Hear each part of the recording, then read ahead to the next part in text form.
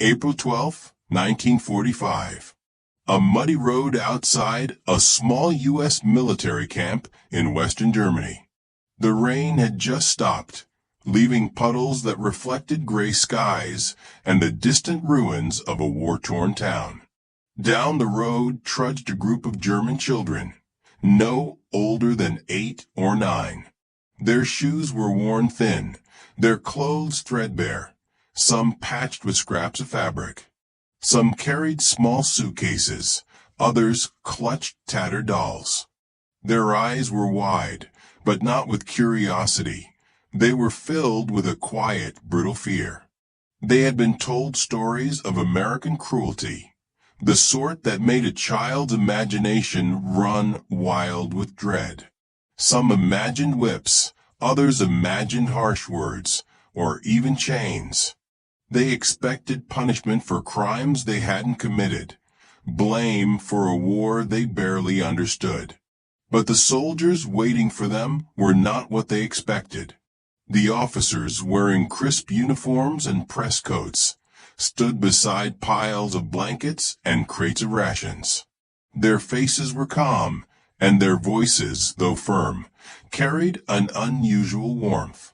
One officer knelt to tie the laces of a boy's shoes, muttering a joke about the long march he'd made just to meet the children.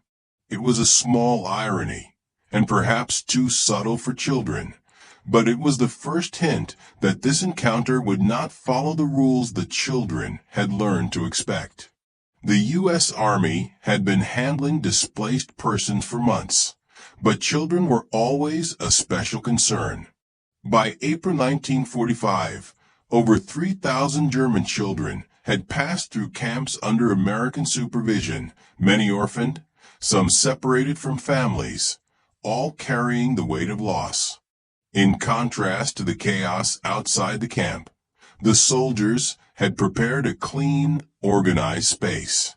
Rows of bunks, tables with steaming bowls of soup, and baskets of bread waited. Hans, a 9-year-old with a shock of blonde hair matted to his forehead, froze at the threshold. He had expected a room of shouting, maybe a guard with a stick, and certainly punishment for something as minor as dropping his suitcase. Instead, the smell of bread and soup filled the air.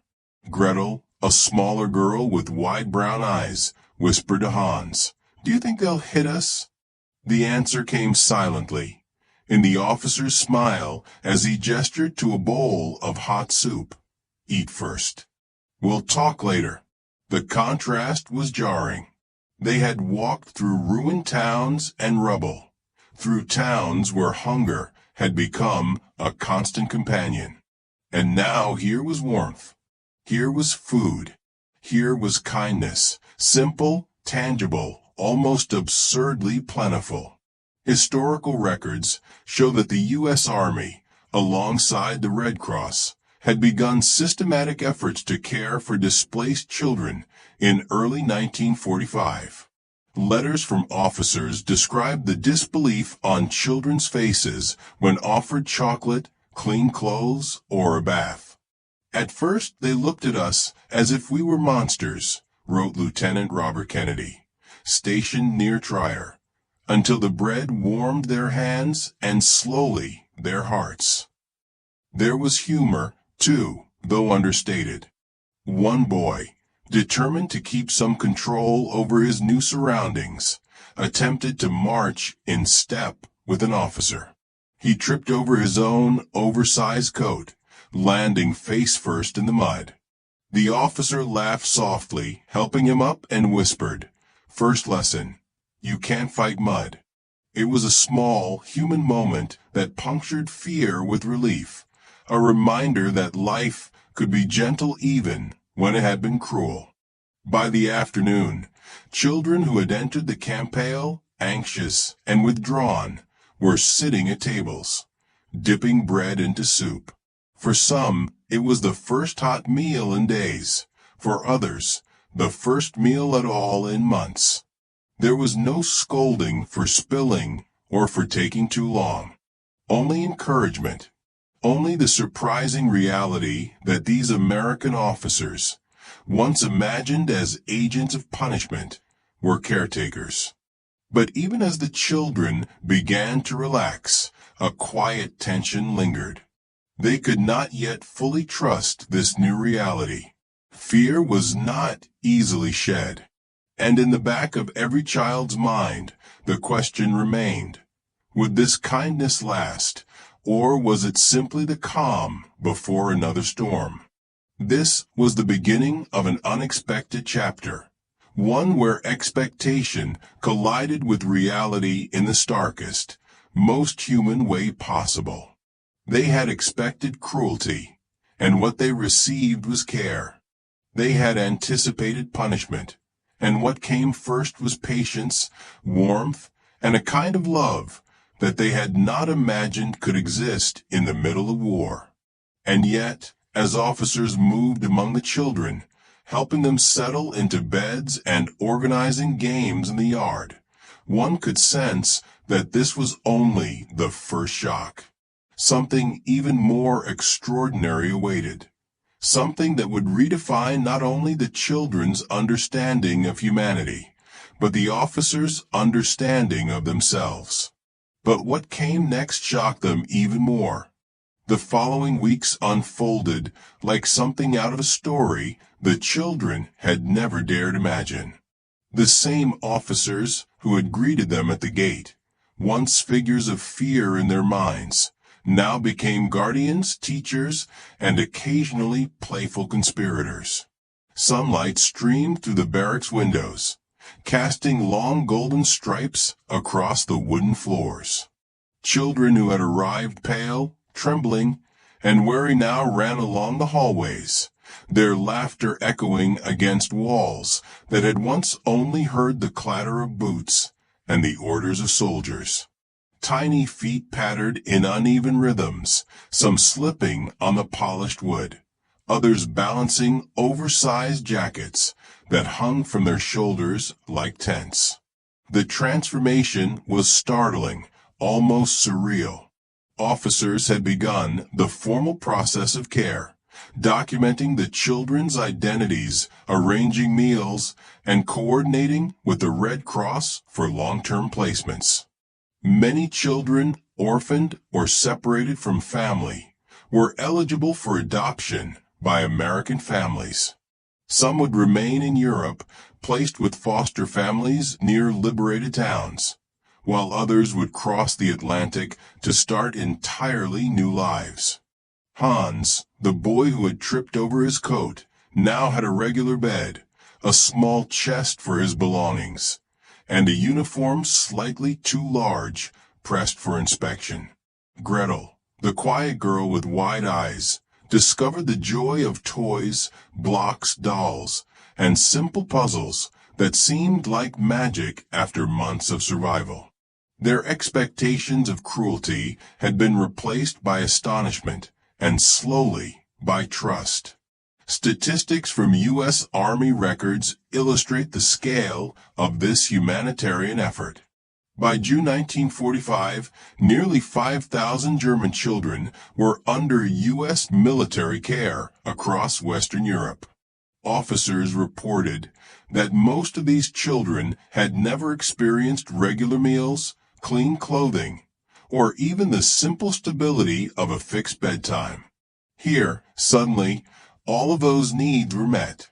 Historical testimonies capture these moments vividly. Lieutenant William Turner, stationed near the Rhine, wrote, "Several children clung to my uniform like it was their last hope. They stayed, and they thrived. Watching them laugh, for the first time in months, was more moving than any parade or ceremony I had ever attended." There were small ironies, too. Officers hardened by war found themselves negotiating bedtime routines as if they were strategic operations. One noted with a wry smile, convincing a group of 7-year-olds to brush their teeth was harder than any battle I've ever fought. And yet, it was these Ordinary, human challenges that bridged the gap between military discipline and parental care. Personal testimonies from children, recorded later, illustrate the depth of this transformation. One child recalled, "I didn't know what love was until they called me by my name and smiled." Another wrote decades later about the first bath in a hot tub, the smell of soap, the warmth of water, the shock of cleanliness after months of filth. These seemingly mundane experiences were miracles to children whose lives had been defined by fear and scarcity. Adoption brought its own set of adjustments. Some children were placed with American families, learning new languages, customs, and traditions. Letters from these early adoptees often reflect a mix of longing for a homeland left behind and gratitude for the lives they had been given. They learned that home could be defined not by place alone, but by the people who cared for them. The ideological and emotional transformation was mutual. Children learned to trust, to hope, to play again without fear. Officers, too, were changed, discovering that their role as soldiers could extend beyond combat to encompass compassion, patience, and mentorship. "We thought we were helping them survive," one officer reflected, "but in truth, they saved our hearts from a war." Contrast remained a recurring motif. Children who had expected punishment now played freely. Officers who had been trained to command were coaxing giggles and guiding small hands to wash and dress. The harsh geometry of military life gave way to the unpredictable, tender chaos of childhood. By the summer of 1945, the camp had become a place of transformation. Walls that had once contained fear now echoed with joy. The children's laughter, tentative at first, grew stronger every day. The officers had not just fed them or clothed them. They had offered a vision of a world that could exist after the war, a world where kindness, patience, and family could still flourish. Captured, fearful, hungry, they arrived expecting cruelty. And in the hands of those they called enemies, they found family. And as the children looked back on the lives they had left behind and forward to the uncertain futures that awaited them, one truth had crystallized. The expectation of punishment had been replaced by the reality of care, and a generation scarred by war had glimpsed, finally, the extraordinary power of human compassion.